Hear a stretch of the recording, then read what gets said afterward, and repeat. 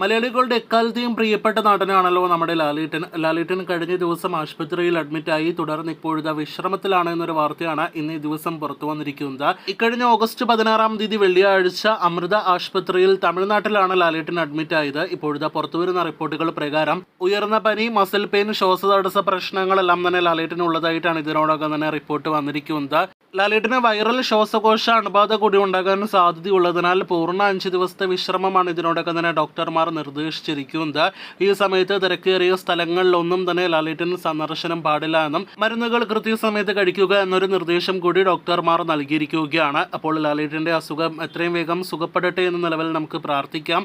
കഴിഞ്ഞ ഒരുപാട് ദിവസങ്ങളായിട്ട് ലാലേട്ടൻ പലവിധ സന്ദർശനങ്ങളും പലവിധ തിരക്കുകളിലുമാണ്.